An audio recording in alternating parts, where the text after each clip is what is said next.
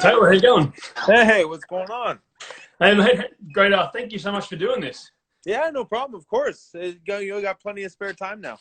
Absolutely. How's life in Texas going? Life in Texas, I mean, I'm sure it's just as strange as life everywhere else. You know, we're doing the quarantine thing right now. Our county is allowing us to operate our tennis business, but the city's asked us to close 3 separate times, and then we've opened 3 separate times. Yeah. So it's just a weird deal, you know. Yeah, it's a bit of a mess everywhere. We were about 3 weeks ago. We were sort of shut down from even private lessons. So Yeah, it's an adjustment for everyone, you know. yeah, I think it's crazy for sure. So people really appreciate doing this stuff where they can ask you some questions, and it's a pretty awesome opportunity. Yeah, no, it's fun. My first time doing it. Yeah, well, welcome, mate. So you come from an amazing tennis family. How did that help with your background growing up? I just say preparation, you know, and expectation. Professional tennis for me, and I don't think this is a necessity, but professional tennis for me with my father, it just seemed like something that was doable. You know, it just all came down to how much time you were willing to put in, how much effort you were willing to put in. Are you going to play the right way? Are you going to go out there and be scared and not play the right way? And then also my dad was really good about, setting my expectations on, me being my own player. You know, he told me that I was going to be compared to him all the time when I was growing up, and he set me up to basically just say, you know what, you're your own player, and don't worry about all that sort of stuff. Do what you got to do. Yes, your dad had an awesome career as well. He's another Aussie, so Yeah. he's already a good man. Yeah. And he coaches with you in Texas at your academy, doesn't he? Yeah, that's right. So I retired in 2010. At the end of 2010, my wife and I had our first child in January 2010, and I tried to do it that year on tour, being a dad and tennis player at the same time, and it was just a bit too much for me. I really felt like I wasn't one or the other, and then so we opened up an academy in Southern California, and then we did that for like 7 years, and we had an opportunity to try and build our own place out here in Texas. And I told Dad, I said, hey, we're not forcing you to come or anything like that, but we'd love for you to be here. And he said, well, you're taking my grandkids away from me. What else am I going to do? So he came out with us. Yeah, you got him. Oh, that's great. So I want to talk about you developing your game style as a junior. So you had one of the most aggressive game styles. How did that play out through juniors?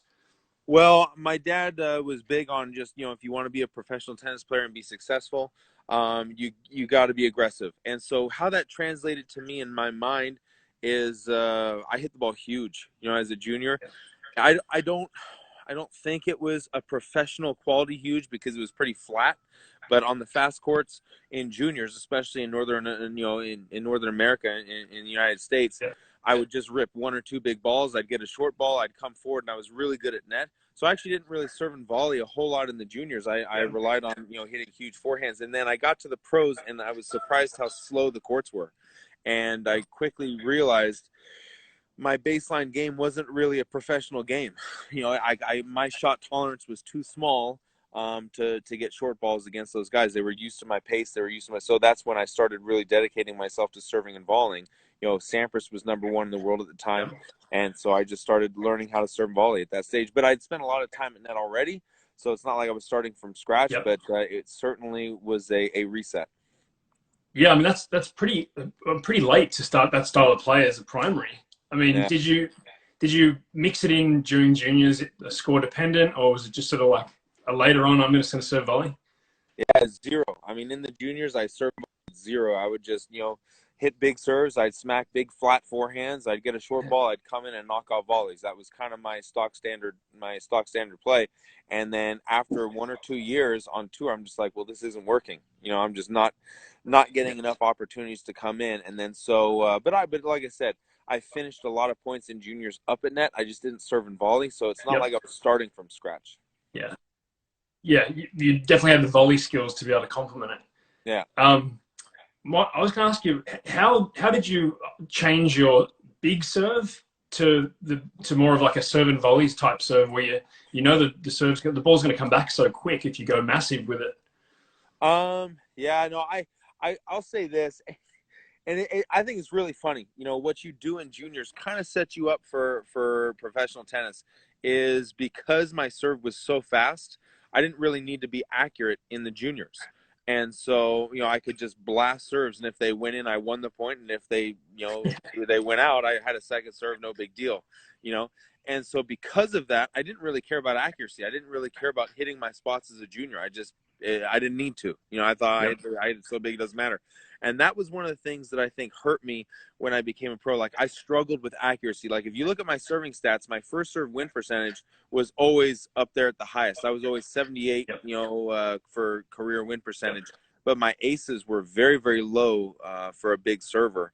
And so that hurt me. So I always worked on my accuracy. I always tried to hit my spot better, but it just wasn't something that I was gifted at, because again, I was trying to pick that up at a very late stage in tennis.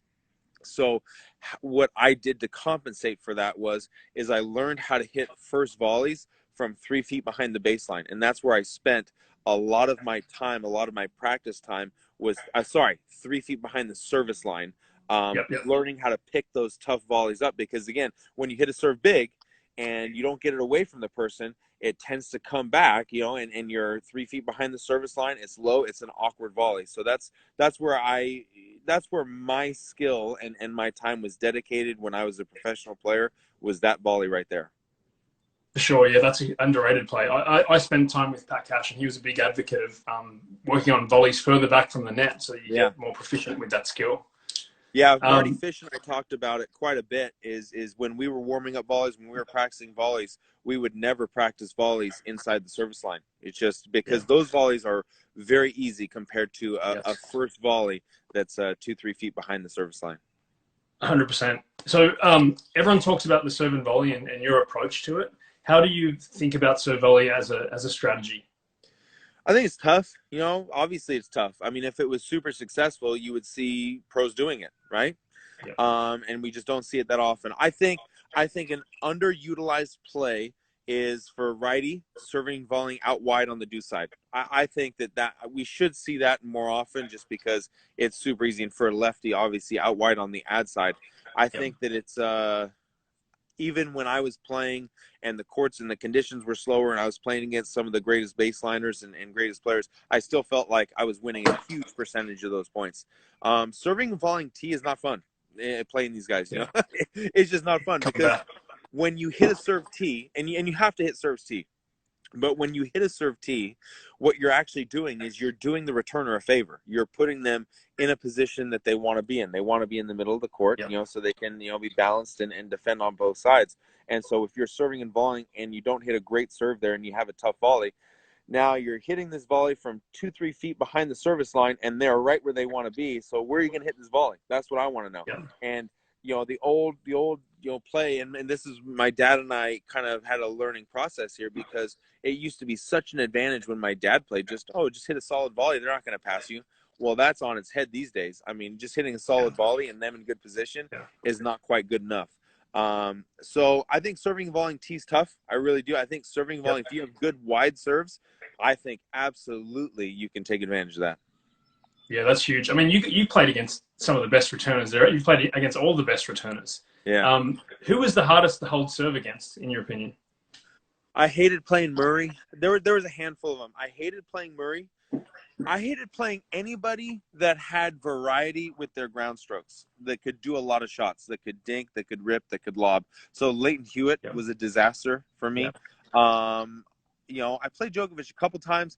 Didn't mind it, because he hits a pretty robotic straight ball, same as Agassi. Another guy that gave me big problems was Nalbandian. I mean, I think those would be my top 3 guys that it's just like, when I would have to play them in tournaments, I would just go, okay, this is gonna be tough, because they can do so many things with the. It's not like they're the biggest hitters, but they just had so much variety with their ground strokes that they could dink me, they could lob me, they could rip it down the line, and it's just, I can't cover every. You can't cover everything. Yeah. I mean, I still think, as uncomfortable as you were, you still made everybody else equally, if not more, uncomfortable, because the ball is on your racket for the most part. Yeah, no, it's on my racket. I just felt like I felt that was the problem. I felt like if I executed well, I liked my chances to win every match I played. And if I executed poorly, I felt like my chances to win that match was rough. You know what I mean? So and I didn't really have a plan B. You know, it's not like I could handle those guys from the baseline and have the skill to guts out, you know, to grit out a match from the baseline. I didn't have that to compete at that level. Yep. So it was I learned how to be just tough, you know, mentally tough, Yeah. because it was just like, you know, if it's a good day, I feel like I'm going to win. If it's a bad day, here we go. Let's just put on the work clothes. Yep. Let's put on the blue collar and let's get to work and just fight as hard as we can. Hopefully we get lucky. Yes, that's a great mentality. We've got a question here. Did you have to adjust mid-match? And if so, how did you do that? I would say being a serve volleyer and attacking as much as I did, the amount of adjustments are small. I would just say the adjustments were where I would serve, you know, where I would approach, where I would attack. I mean, I loved serving. My favorite serves were kind of the slicier serves, so wide on the deuce and T on the ad. And if somebody was returning those serves well, I didn't like serving the other way so much. I felt like less of an advantage. And then I loved attacking backhands. I felt like I covered the net better when I was attacking the ad side. It just felt more comfortable for me to cover the net that way. And so I did not like it when I had to approach to the deuce side, whether it be a lefty or a righty with a bad forehand. But being a serve volleyer, I feel like there's less tactics to adapt to. I mean, maybe we approach a little bit short and stuff like that, but it's really, I mean, this is kind of what makes watching me play a match exciting in a certain sense. It's just like, well, here I go. I'm coming in. You're either going to pass me, I'm going to pick this off, or you're not. And I mean, that's kind of what it is. Yeah, 100%. Styles. I definitely missed the style matchups in the 90s and early 2000s. There's another question here. How did you get such a huge serve? You know, Jenny asks me that all the time because we have I have 4 kids. 2 of them are boys, and you know, my younger boy really wants to play some tennis, and so she's, you know, saying, how are we going to get him to serve as big as you? I think one of the things is when I was younger, I had this really big macho mentality about using a heavy racket. So I would always get lead tape. I'd go steal my dad's lead tape or my older brother's lead tape, and I'd just keep making my racket heavier and heavier and heavier. I mean, when I was 17 years old, I think my racket was weighing over 400 grams. Like it was just, and it was stupid. It was just stupid. It was just a macho thing. But I think that just built up so much, you know, swing speed and muscle, especially on my serve, where I could wield that thing and snap it quickly. Yeah, definitely. Yeah, that's over 400 grams is enormous. Yeah. What was the next one I was going to ask you is handling big moments under pressure, especially on your serve. How much of an adjustment was it to be like, I'm going to use a more strategic option, or do I just rely on the monster and unleash the cannon? I think in those moments, again, it's fluid, and you have to go with your strengths. Now, unfortunately, your strengths change day to day. You know, some days I'm hitting this serve well, some days I'm hitting this return well, or this volley well. But you just realize, I think in the moment, you realize what you're doing well that day, and you just make that adjustment. And my dad was very big on this when I was younger. He's like, look, you give your best shot, and you let the cards fall where they may. You know what I mean? And you got to live with that. And, you know, when I coach, because I coach a lot of juniors, and they get so upset about missing shots, easy shots, losing a game, losing a big point, and all this sort of stuff. And my comment is this, is you obviously haven't missed enough yet. Because as a professional player, I have missed so many more shots than you ever will. And I just realized that's part of tennis. And when you turn the TV on, it's rare that you see somebody blow up over a miss. You know what I mean? It's just most of the time they'll miss, and it's business as usual. So I think that the more you play those tough scenarios, and the more you just realize you're not perfect and you can't control the situation 100%. There's I think tennis is closer to gambling, like poker, than it is a science or anything where it's got these rigid rules. It's, if you and I are playing poker against each other, I'm gonna win if I play just better hands over a long period of time than you. That's what it is. You know what I mean? But if we take a snapshot and we view this one hand, then anybody can win. You know what I mean? So you have to kind of take that view. It's the match as a whole. It's not this point. If you make it this point, I feel like that's a lot of pressure to handle. Definitely. We had a question here. Who's your favorite player currently to watch? I mean, I don't know. It's tough.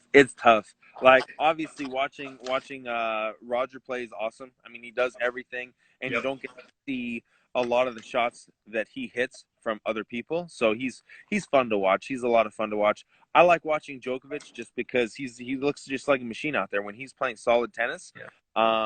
It's like I don't know where you hit the ball if he's playing well. There's nowhere to hit the ball. Yeah. I like to pick one of the younger guys. So right now, my younger son loves Dominic Thiem. That's his player, and Yep. so we spend a lot of time on YouTube watching some Dominic Thiem. So right now, He I have hits to say that's my massive. yeah, It's unbelievable. yeah. So you were known for being a great sport, and people loved you in the locker room on the tour. How important is it, from a coaching standpoint, to coach sportsmanship and good character? It's tough. I will say it's tough. I mean, I'm big on it, but Yep. the disclaimer I have for all the kids is you can be a jerk and be a great player, and there's plenty of examples of that out there. But I feel like if you're playing the bigger game of life, you can impact. You have an opportunity to impact people on a personal basis if you're just friendly and if you're just nice, and there's benefits to it. But realistically, being a coach and being a dad, you know, man, winning and losing isn't everything. Life goes on, and Yeah. you need to make sure that, look, good guys can win. I think Nadal is a good guy. I Yes. think Federer is a good guy, and they're some of the greatest players that have ever played the sport. And so to me, it's like you don't need to be a jerk to win. You can Yep. win, and you can be tough. You can be a competitor and be a good guy. And if you need some worldly justification for that, I mean, companies flock to that type of charismatic personality that is just genuine and authentic and nice. Definitely. Um, it's obviously a really testing time for most tennis players in the world right now. What was your Yeah, biggest adversity for your career, and how were you able to overcome it? I'd say I had two times in my career that was tough. When I first turned pro, right, and I'm going out there, and I have had all this success in juniors playing a certain style, and now I'm not winning. I don't get it. For a while there, I think a lot of pros go through it where they just feel like quitting. So that was tough. And then we just kind of said, okay, well, let's re-engineer my game. Let's see if we can figure out how to make it work. And then later on in my career, I got to 21 in the world, and I had my back issues, and I had to have 3 back surgeries. Didn't think I was coming back, and then all of a sudden the doctor says, "Hey, I think you should give it another try." I'm like, "What?" And trying to come back from being in bed for a year straight to playing professional tennis, that Yeah, was brutal. That was that's brutal. huge. So, yeah. Yeah, that's definitely what I was thinking of. Got a question here from Tennis Hog. Watched the Olympic bronze medal match. Do you consider that as one of your career milestones? Yeah, no, it's cool. I mean, that's funny. It's a funny thing. The Olympics is, you know, getting a chance to play for that bronze. I learned later on that was one of the first times that they didn't award 2 bronze medals for the semifinalists. They made you play off court, which I think is cool anyway. But I was like, oh Yeah, man, I missed out on that yeah, bronze medal. It was cool, and what made that thing special, not only the fact that I did well in that tournament. I mean, the conditions were so fast that those courts just favored me so much. Like every volley I hit, I felt like was the best volley in the world. You just know what I volleying mean? on glass. So the conditions really suited me there. But also my cousin is Misty May, and she's the volleyball player that you Yes, know So, and we did the opening ceremony together, and so that made it pretty special as well. that's pretty awesome. I wanted to touch quickly on a tiebreaker. How you approach tiebreakers. How do I approach tiebreakers? I mean, I don't know. I've approached them different, because you're talking. I mean, the question is, right, is how do you get those 1 or 2 points in that Yeah, moment, right? It's a big deal. I've approached them differently at different stages in my career, and I honestly can't say that I found success more one way or the other. So in some tiebreakers, in some parts of my career, I just said, okay, I'm going to be more solid. I'm going to be more careful. Let the opponent make a little bit more mistakes. I'm not going to go for so much. And I had mixed results with that. And then, at some stage of my career, I'm just going to go for it. You know what I mean? We're just going to play yeah, even more aggressive. And I had, the same mixed kind of bag on that one.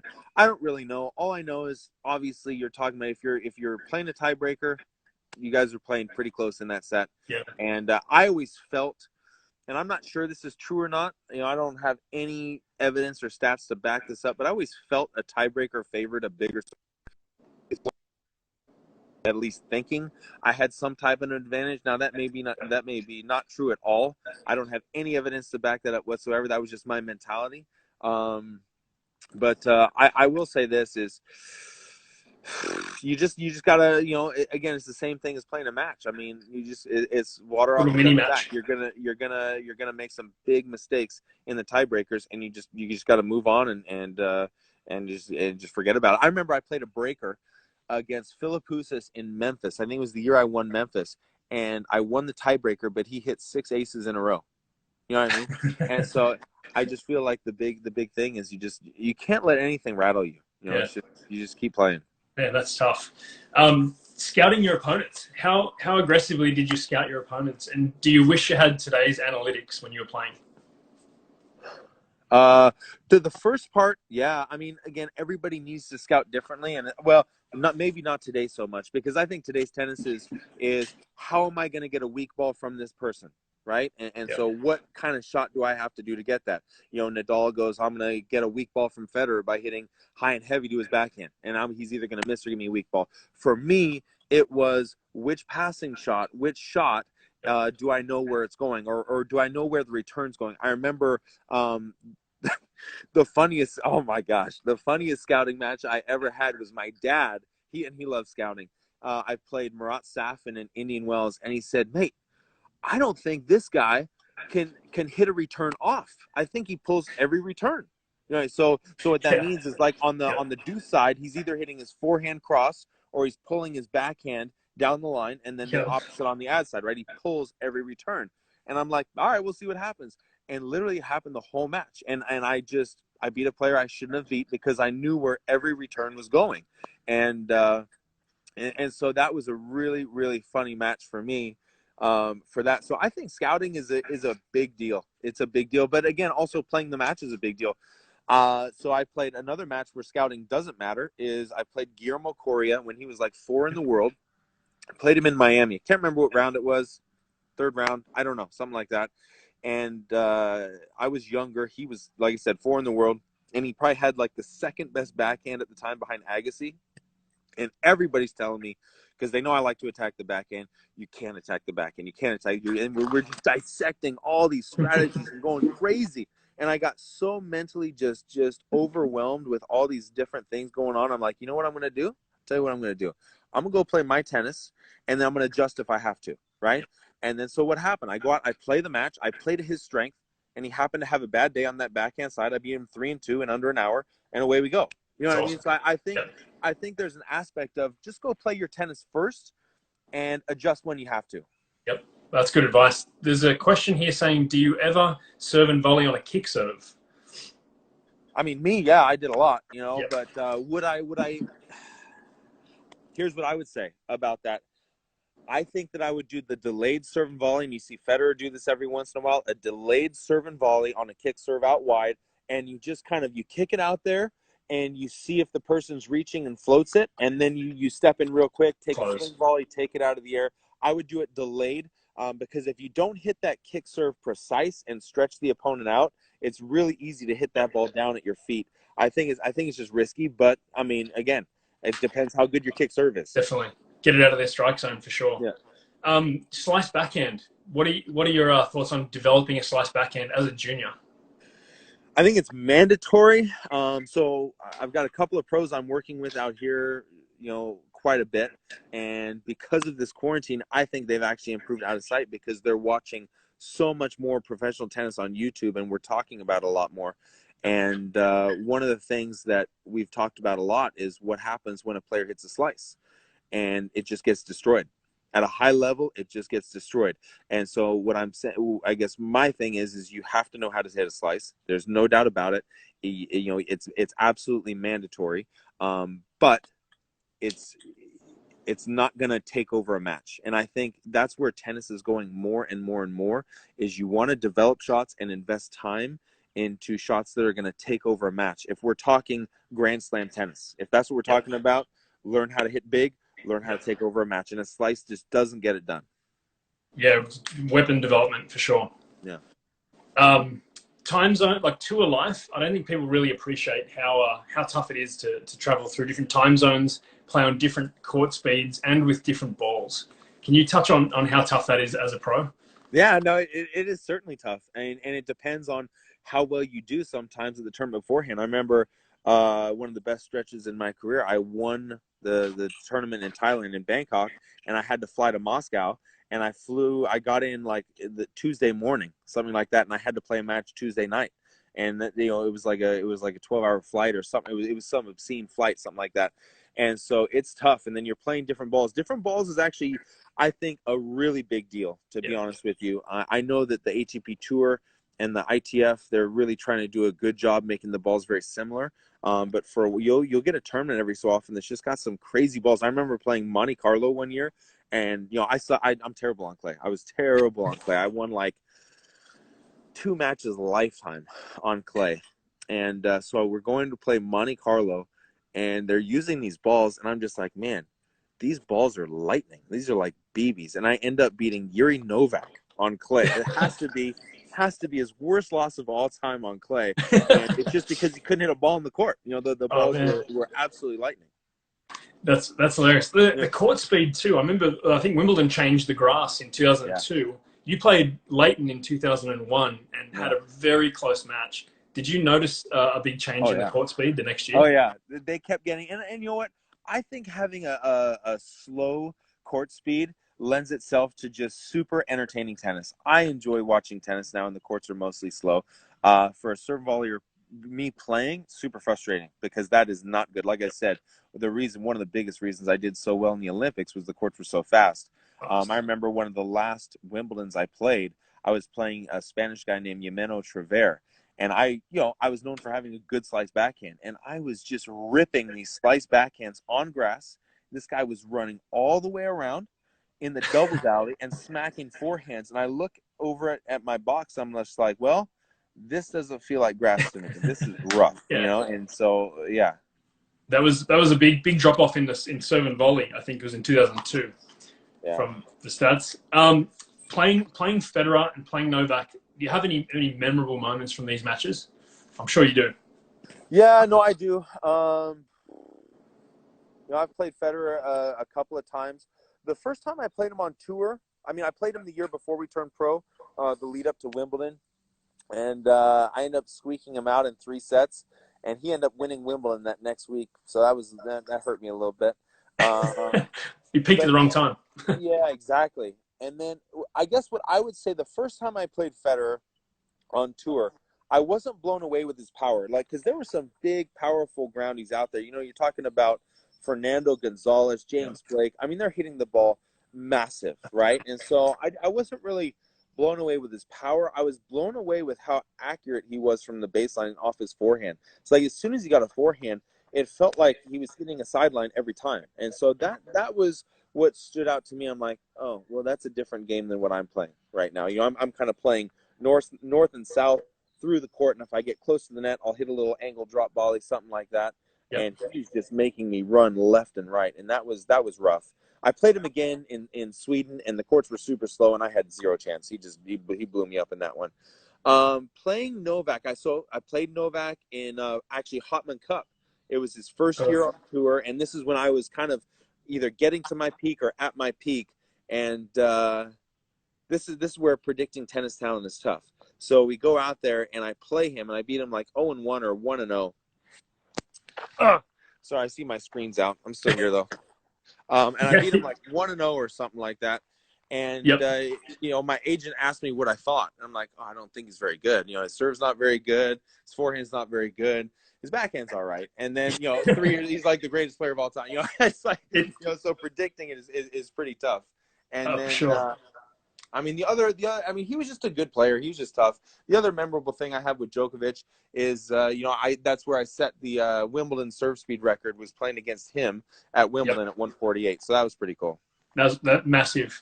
Who out of you, in your opinion, out of the great returners were, in your opinion, what was the best returner that you've faced? Murray, 100%.